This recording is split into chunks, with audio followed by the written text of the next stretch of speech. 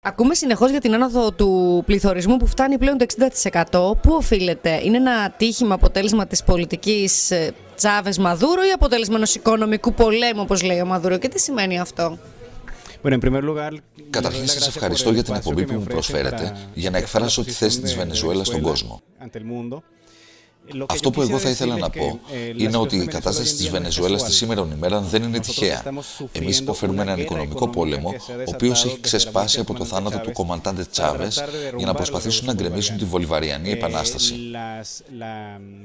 Οι οικονομικές δυσκολίες που υποφέρουμε οφείλονται σε μια άνευ προηγουμένου επίθεση της Αυτοκρατορίας των Ηνωμένων Πολιτειών της Αμερικής προς την οικονομία μας, κατά της οικονομίας μας και κατά των συμφερόντων του λαού μας.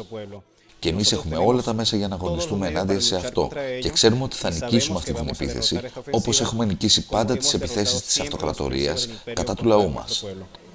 Τα ξένα μέσα φέρουν τις τελευταίες μέρες στη Βενεζουέλα στα πρόθυρα της χρεοκοπίας λόγω της διολίσθησης των τιμών του πετρελαίου.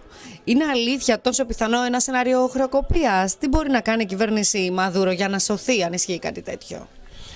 Πολλά μέσα προσπάθησαν να υποστηρίξουν ότι το κοινωνικό και οικονομικό μας σύστημα είναι ένα σύστημα υποκατάρρευση. Εμείς απαντάμε ότι είμαστε η χώρα που έχει καταφέρει μία από τις μεγαλύτερες μειώσεις της φτώχειας στον κόσμο τα τελευταία 15 χρόνια. Εμείς απαντάμε ότι έχουμε καταφέρει να κάνουμε τη χώρα μας την χώρα με τις λιγότερες ανισότητες σε όλη τη Λατινική Αμερική. Εμείς απαντάμε ότι είμαστε η χώρα που αφιερώνει το μεγαλύτερο ποσοστό σε σχέση με το ΑΕΠ για την κατασκευή δημόσιων κατοικιών. Εμείς απαντάμε ότι έχουμε σώσει πάνω από 2 εκατομμύρια ζωές χάρη στην αποστολή μέσα στη γειτονία και τους γιατρούς, οι οποίοι έχουν καταφέρει να προσφέρουν δωρεάν ιατρική περίθαλψη στον πληθυσμό. Εμείς έχουμε πολλές απαντήσεις να δώσουμε σε αυτούς που υποστηρίζουν ότι είμαστε υποκατάρρευση.